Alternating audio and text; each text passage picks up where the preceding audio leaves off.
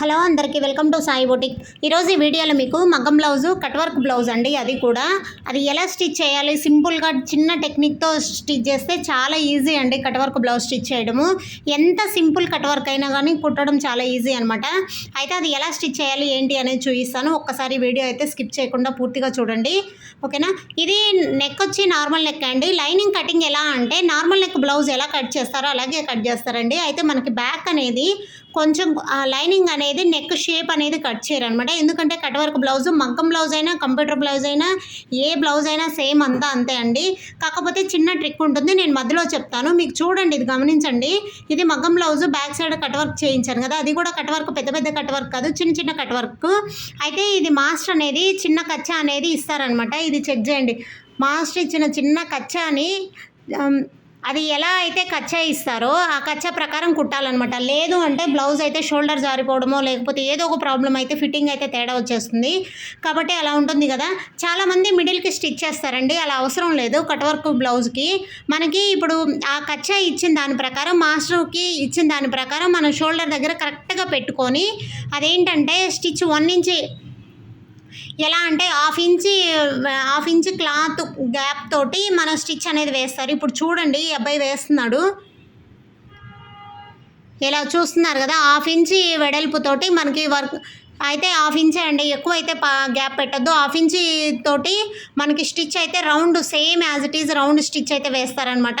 వేస్తే ఏంటంటే బ్లౌజ్ అనేది అటు ఇటు జరగకుండా ఉంటుంది. 2 సైడ్లు కచ్చాలు కరెక్ట్గా మగ్గం వర్క్ ఎక్కడ ఉందో అక్కడ ఉంటుంది.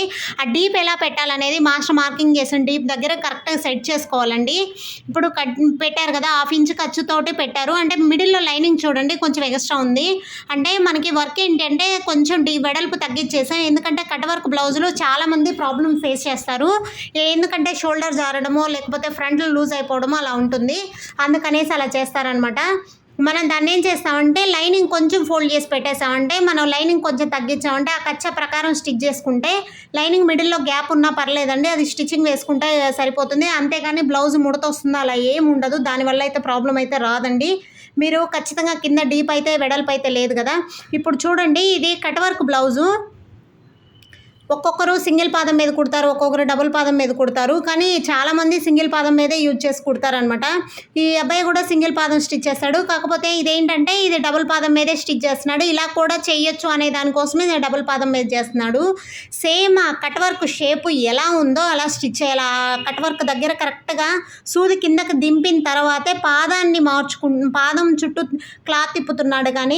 కానీ మీరు గమనించండి, ఆ సూది అనేది, ఆ నీడిల్ అనేది కరెక్ట్ కట్ వర్క్ దగ్గర ఆగిపోయిద్ది. ఆగిన తర్వాతే క్లాత్ను మూవ్ చేస్తారు. ఆ క్లాత్ను మూవ్ చేయడం ఈజీ. అప్పుడు ఏంటంటే మనకు కట్ వర్క్ అనేది కరెక్ట్గా కట్ చేసుకోవచ్చు అనమాట. కరెక్ట్గా షేప్ వస్తుంది అది, ఓకేనా. మనకు అలా చేసుకోవడం వల్ల ఏంటంటే లుక్ కూడా చాలా బాగుంటుంది. అయితే కట్ వర్క్ బ్లౌజు చాలా జాగ్రత్తగా స్టిచ్ చేయండి. మనకి ఆ కట్ వర్క్ దగ్గర కరెక్ట్గా కరువు తిరగకపోతే మాత్రం, మీరు కరెక్ట్గా కరువు దగ్గర స్టిచ్ వేయకపోతే మాత్రం ఖచ్చితంగా అయితే కట్ వర్క్ షేప్ నీట్గా రాదండి. వీళ్ళు చాలా జాగ్రత్తగా చాలా ఫాస్ట్గా కూడా చేస్తారు. మగ్గం బ్లౌజ్ అయినా కంప్యూటర్ బ్లౌజ్ అయినా ఎంబ్రాయిడరీ బ్లౌజ్ అయినా ఏదైనా కానీ సేమ్ అంతా అంతే అండి, సేమ్ అలాగే కట్ వర్క్ కుడతారు. మనకి ఆల్రెడీ ఫ్రంట్ పార్ట్ రెడీ చేస్తాడు, బ్యాక్ పార్ట్ రెడీ చేసేది చూపిస్తున్నాను మీకు. వీళ్ళు ఏంటంటే ఏదైనా కూడా కొంచెం వీళ్ళు వర్క్ చేయడం ఏంటంటే చాలా ఫాస్ట్గా చాలా టెక్నిక్తో చేస్తారనమాట. ఇప్పుడు మీరు గమనించినట్లయితే ఆ కట్ వర్క్ షేప్ అనేది కరెక్ట్గా తిరిగింది, చూసారు కదా. ఇప్పుడు మీకు బ్యాక్ తిప్పి చూపిస్తాను చూడండి. ఆ బ్యాక్ తిప్పితే మీకు అర్థమవుతుంది ఎలా స్టిచ్ చేశారనేది. సేమ్ అంతా అంతే అండి. మీరు ఆ కట్ వర్క్ చుట్టూ రౌండ్ అనేది ఆ కట్ వర్క్ షేప్ ఎలా ఉందో అలా కరెక్ట్గా స్టిచ్ చేస్తే అది సేమ్ యాజ్ ఇట్ ఈజ్ ఉంటుంది అనమాట. ఆ షేప్ కరెక్ట్గా తిరుగుతుంది. నేను ఇందాక మీకు ఫస్ట్లో వీడియో స్టార్టింగ్లో చెప్పాను, కట్ వర్క్ బ్లౌజ్ స్టిచ్ చేసేటప్పుడు ఒక చిన్న టెక్నిక్ ఉంటుంది అని. అయితే అది మనం కట్ వర్క్ బ్లౌజ్ ప్రతి బ్లౌజ్కి కాదండి, ఒక్కొక్క బ్లౌజ్ ఏంటంటే పెద్ద పెద్ద కట్ వర్క్ బ్లౌజులకి మాస్టర్ కట్ చేసిన దాని ప్రకారం మనం స్టిచ్ వేస్తే మాత్రం ఫ్రంట్లు లూజ్ అయిపోతాయి. ఫ్రంట్ లూజ్ వచ్చి షోల్డర్ జారడము, ఫ్రంట్ ఇలా నిలబడి ఉండడము ఉంటుందన్నమాట. అలా కాకుండా ఉండాలి అంటే మీరు ఇది చిన్న కట్ వర్క్ కాబట్టి అవసరం లేదండి, నేను చేయించట్లేదు.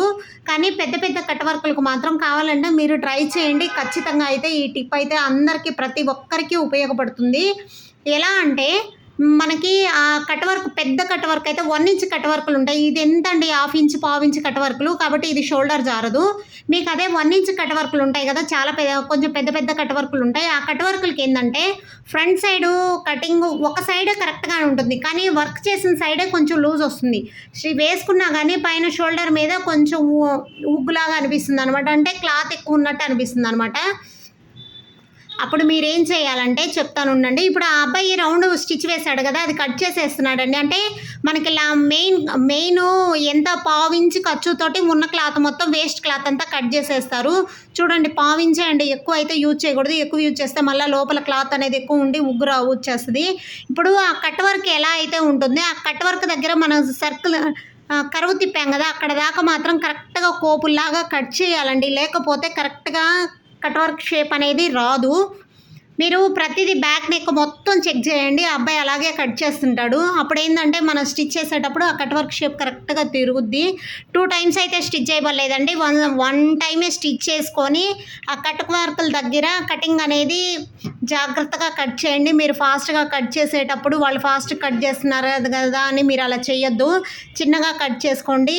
ఒకవేళ పొరపాటున తెగిందంటే క్లాత్ అయితే కట్ అయిపోతుంది, అక్కడైతే లైనింగ్ ఉండదు, మనం మళ్ళీ కచ్చా కనపడుతుంది, మొత్తం బ్లౌజ్ ఫినిషింగ్ మొత్తం చెడిపోతుంది అనమాట. అందుకనేసి మీరు చాలా జాగ్రత్తగా కట్ చేసుకోండి. తిప్పేటప్పుడు కూడా చాలా జాగ్రత్తగా తిప్పాలండి. ఆ కట్ వర్క్ తిప్పేటప్పుడు ఇప్పుడు మొత్తం కట్ చేస్తున్నాడు, చూస్తున్నారు కదా, సేమ్ అంతా అంతే అండి. బ్యాక్ నెక్ కానీ ఫ్రంట్ కానీ హ్యాండ్స్ కానీ సేమ్ అంతా అంతే, అలాగే కట్ చేస్తారు. ఇప్పుడు కట్ చేశారు కదా, చూడండి ఆ అబ్బాయి తిప్పుతున్నాడు. ఆ కట్ వర్క్ దగ్గర మీరు షేప్ కట్ చేశారు కదా, సన్నగా కట్ చేసినప్పుడు అది ఆటోమేటిక్గా ఫాస్ట్గా తిరిగిపోతుంది. మీరు ఎంత చిన్న కట్ వర్క్నైతే ఎంత చిన్న కట్ వర్క్ అయినా ఇలాగే చేస్తారు, కానీ నీట్గా వస్తుంది ఫినిషింగ్ అయితే. ఓకేనా, మీకు ఇందాకైతే చెప్పాను కదండి, పెద్ద కట్ వర్క్ అయితే ఫ్రంట్ లూజ్ వచ్చేస్తుంది, అది రాకుండా ఉండాలంటే ఏం చేయాలి అని. చాలామంది షోల్డర్ మీద స్టిచ్ వేస్తారు, చాలామంది షోల్డర్ మీద స్టిచ్ వేస్తారండి. అలా అయితే వేయొద్దు, ఎందుకంటే షోల్డర్ మీద స్టిచ్ వేస్తే కొంచెం ఉగ్గులాగా అనిపిస్తుంది, ఫినిషింగ్ ఖరాబ్ అయిపోతుంది అనమాట. అలా కాకుండా ఫ్రంట్ ఉక్స్ పట్టీ దగ్గర మనకి రైట్ సైడ్ ఉక్స్ పట్టీ ఉంటే ఉక్స్ పట్టీ దగ్గర కొంచెం ఎంత పావించండి క్లాత్ అనేది ఉక్స్ పట్టీ వారా కట్ చేయండి. అది పొడవుగా కట్ చేయొద్దు, ఓన్లీ ఫ్రంట్ 2 ఉక్సుల వారు మాత్రమే పావించి లైనింగ్ అనేది కట్ చేసుకొని తర్వాత స్టిచ్ వేసుకోండి. తర్వాత ఉక్స్ పట్టీ అనేది రెడీ చేసుకోండి.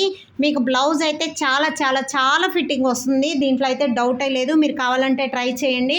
ఎవరైనా నేను చెప్పిన టిప్స్ ఉపయోగించి మీరు ఆ బ్లౌజ్ స్టిచ్ చేసి ఉంటే నాకైతే కామెంట్ చేయండి, అది ఎలా వచ్చింది అనేది. ఓకేనా, అయితే ఇప్పుడు మీకు బ్యాక్ సైడ్ మొత్తం కట్ వర్క్ అయితే రెడీ అయిపోయింది కదా. చాలామంది ఏంటంటే ఒక్కొక్కరు స్టిచ్ వేయరు. నేనేంటంటే మగ్గం బ్లౌజ్ కూడా పైన అలా కట్ వర్క్ తిప్పిన దగ్గర బార్ కుట్టు వేస్తారండి. వేస్తే ఏంటంటే కొంచెం బ్లౌజు లైనింగ్ కూడా వేసుకున్నా కానీ కదలకుండా ఉంటుంది. స్టిచ్చింగ్ వేసినందువల్ల అదేం కనపడదండి మనకి. మీరు చూడండి, చిన్న చిన్న ఎక్కడన్నా కొంచెం తేడా వచ్చినా ఒక్కసారి చూడండి, గమనించండి. ఇంకెక్కడన్నా కొంచెం తేడా వచ్చినా అది మనం సెట్ చేసుకొని స్టిచ్ వేస్తే ఏంటంటే నీట్గా ఉంటుందన్నమాట. అదే 1 ఇంచ్ కట్ వర్కులకి అయితే అసలు అవసరం లేదండి. 1 ఇంచ్ కట్ వర్కులకి అయితే మనం సైడ్ పైన అనేది కుట్టు వేయము. ఇవేంటంటే కొంచెం 1/2 ఇంచ్, పావు ఇంచ్ చిన్న చిన్న కట్ వర్కులు కాబట్టి కంపల్సరీ మనం స్టిచ్చెస్ వేస్తున్నాం అనమాట. ఓకేనా, ఏదైనా కట్ వర్క్ బ్లౌజ్ సేమ్ అంతా ఇంత స్టిచ్ చేస్తారు. మీకు బ్యాక్ నెక్ మొత్తం రెడీ అయిపోతుంది, ఫ్రంట్ రెడీ అయిపోయింది కదా. ఆ 1 ఇంచ్ కట్ వర్కులకు మాత్రం ఫ్రంట్ సైడ్ లూజ్ రాకుండా ఉండాలంటే ఆ చిన్న టిప్ ఉపయోగించి మీరు స్టిచ్చింగ్ అయితే చేసుకోండి. సేమ్ అంతే అండి. మీకు రెండో సైడు లెఫ్ట్ సైడ్ అయితే రైట్ సైడ్ మీరు అలా వేస్తారు కదా, లెఫ్ట్ సైడ్ అయితే మాత్రం కట్ చేయకండి, ఎందుకంటే లెఫ్ట్ సైడ్ మనకేమీ కనపడదు కాబట్టి దానికి కట్ వర్క్ పెట్టుకోకుండా ఓన్లీ పైపింగ్ వేసి తిప్పేసుకోండి. మీకు అప్పుడు బ్లౌజ్ ఫిట్టింగ్ కూడా చాలా బాగుంటుంది. ఒక్కొక్కసారి ఏంటంటే ఆ కట్ వర్క్ కరువు తిప్పేటప్పుడు కొంచెం వెడల్పు బ్రాడ్ అయ్యిందంటే మాత్రం మీకు మళ్ళీ బ్లౌజ్ అంతా కస్టమర్ గొడవ చేస్తారు. అలా కాకుండా మీకు ఇదైతే చాలా బెటర్ అండి. ఓకేనా, ఇలా చిన్న చిన్న టిప్స్ మీకు ఏమైనా ఈ టైలరింగ్లో టిప్స్ ఏమైనా తెలియాలంటే నా ఛానల్ అయితే ఖచ్చితంగా ఫాలో అవ్వండి. థ్యాంక్ యూ అండి. వీడియో నచ్చినట్లయితే లైక్ చేయండి, షేర్ చేయండి, సబ్స్క్రైబ్ చేసుకోండి.